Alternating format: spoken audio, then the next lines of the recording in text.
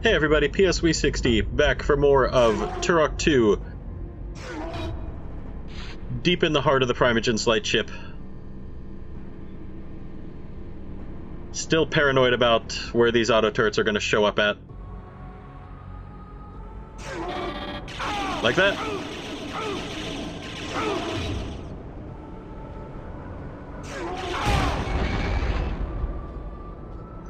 Using the doors to our advantage.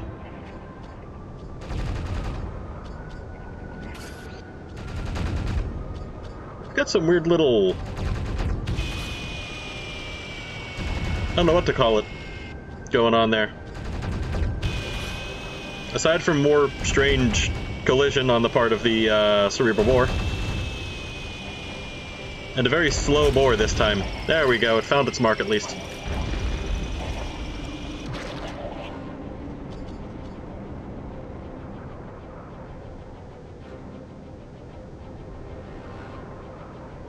Looks like we've got another doorway down there. Let's see what this updraft is all about.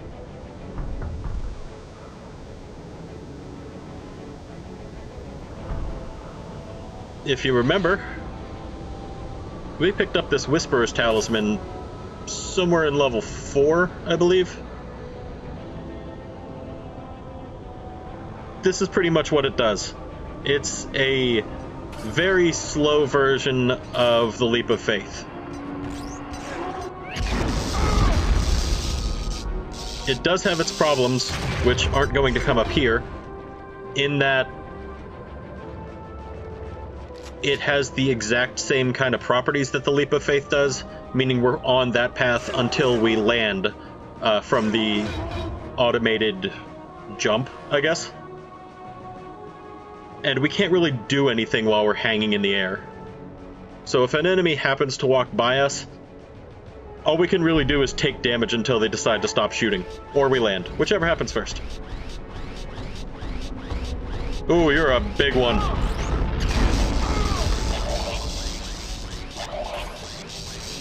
And you love to thrash around while you're being electrocuted. That boar's gonna have a hell of a time finding you.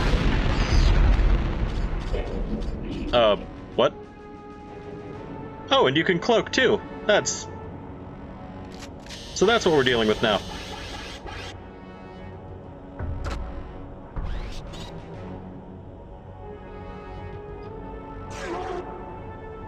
Force field generator disabled.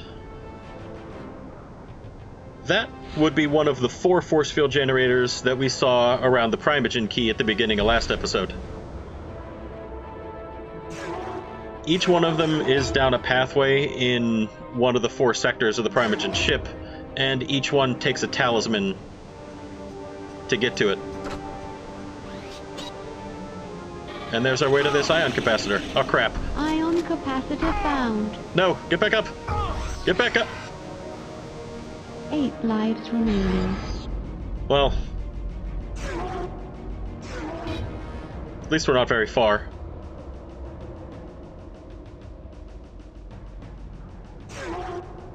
Best not to panic in those scenarios. At least we have that bridge out that we can use.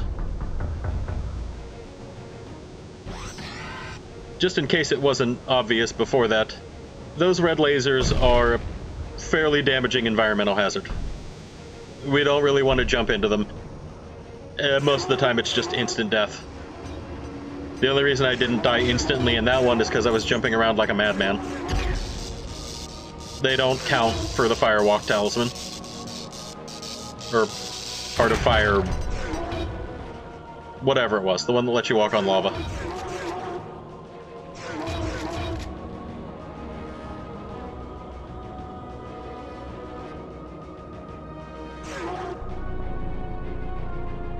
That way's going to be our way back. Down this way, we have one of the first pollution plants. Well, the first pollution plant.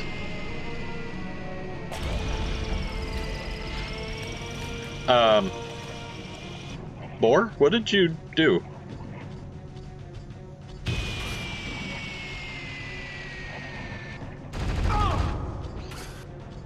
Bore.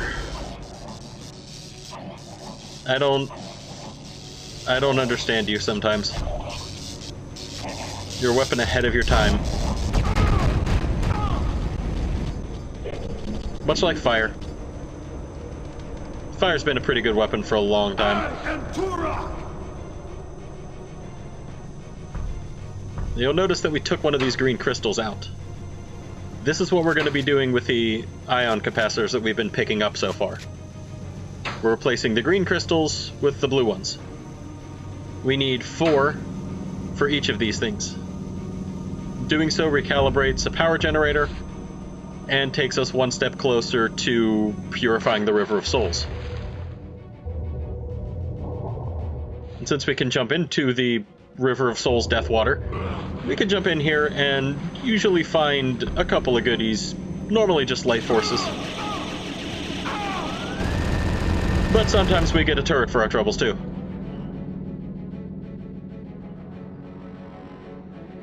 Getting shot in the face is usually a pretty good reward.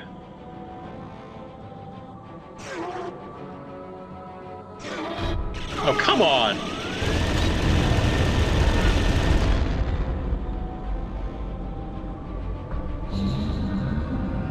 They're starting to get mean with these turrets.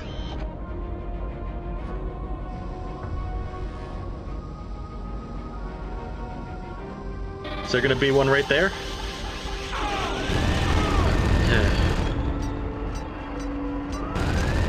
I saw it coming and it still got me.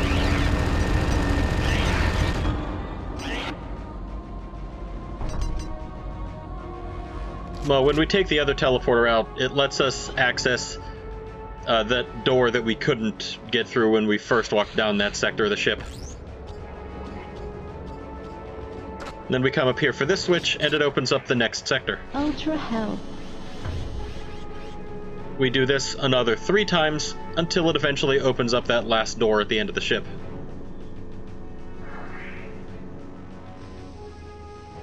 There's our next objective.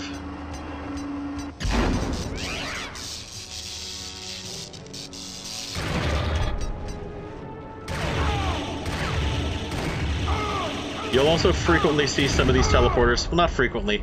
Not teleporters. You will occasionally see some of these auto turrets. I can talk about as well as I can shoot, apparently. They'll be tied to one of the biobots. Mag 5 shredder. So that when you take out a biobot, the auto turret just kind of drops in front of you. And as in that first corridor... Saw that one coming. Really? Anyhow, as in that first corridor, we've got another door that we can't open that we're going to wander around the ship until we find a way to teleport to the other side of it.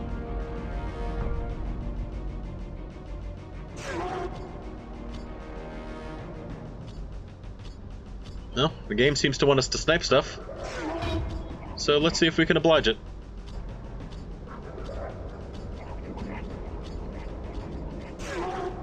Yes, I know. It's me sniping a moving target again.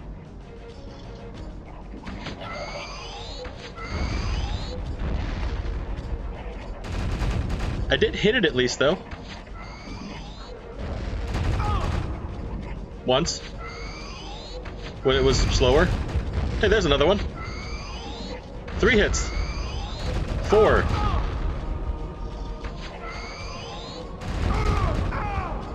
This isn't working.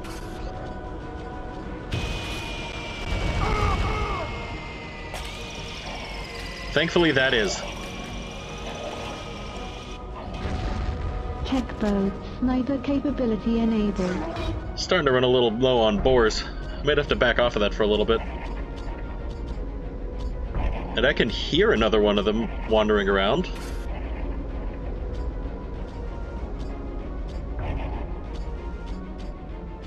Just can't see him yet. Maybe we need to go up here, since that other door down the way had one of those yellow locks on it. There you are.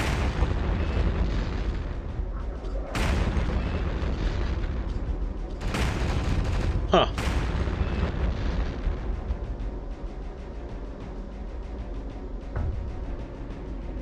Did I just fall through the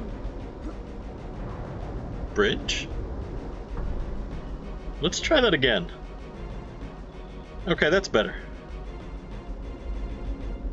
Well, this doesn't open that door. Instead, this activates this platform to let us go over there to hit another switch, a different switch, to open that door.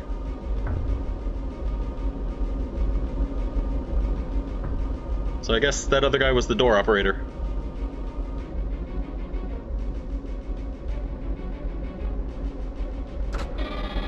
Oh, come on.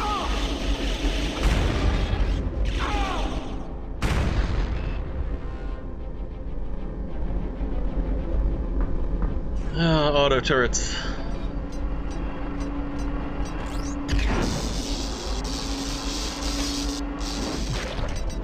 Well, at least you can see now what I was talking about when I said this game was making me paranoid about auto turrets being around every corner. You will hear them drop out of the ceiling, but beyond that, you're never gonna know they're there until they start shooting at you. I mean, yes, they make the noise, so you will know that they are somewhere. But we've already seen ones spawn behind us as we go through a door. That one spawned behind us when we hit the switch. And some of them just spawn right in front of our faces.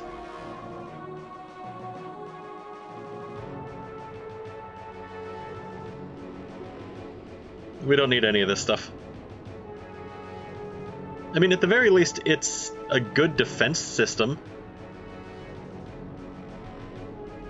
That looks like a little face.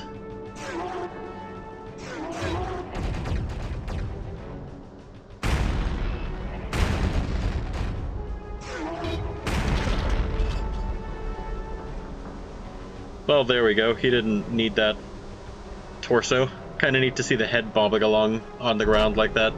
It's almost like a Mortal Kombat fatality. I was hoping that would open up the left door, but instead, we get something a little more fun. That was close. Well, you'll notice some of the fans are spinning on the bottom. These fans, as we saw down that first corridor, will let us float in the air, kind of like they did in some of the rooms in the Campaigner Stronghold in Turok 1 with like the anti-grav lifts.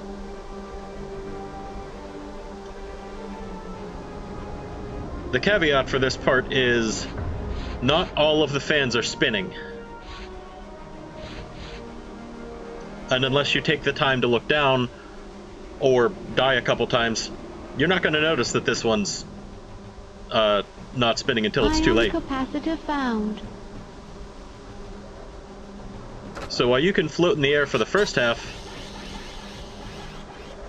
these last couple of jumps you're doing completely on your own.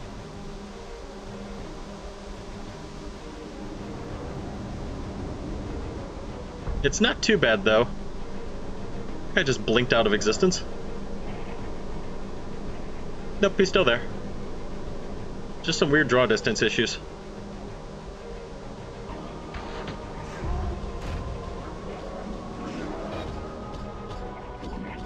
Sounds like someone else is coming up behind me. Yep, they are. Oh, it's one of the more regular grunts.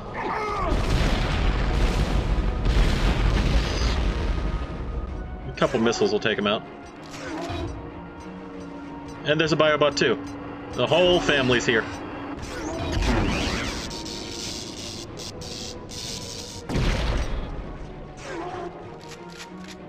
And I heard a turret drop down. Somewhere. There you are.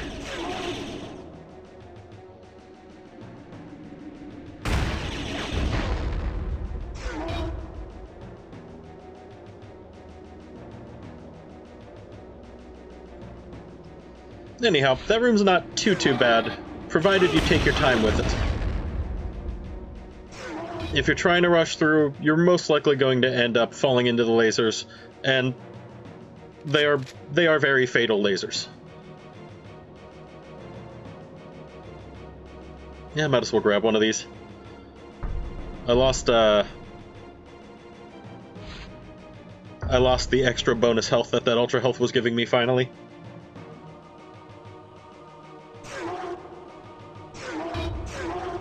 I mean, I'm not going to knock it for having death as a failure state at this point in the game. I mean, we are in the last level. And we can go either up or down here, so let's pick up first.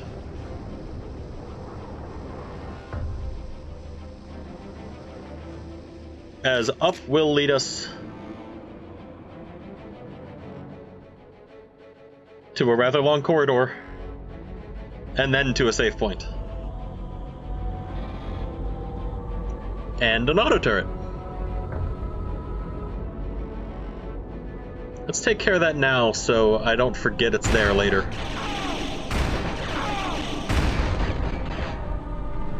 Much better. Now we can go pay Adon a visit.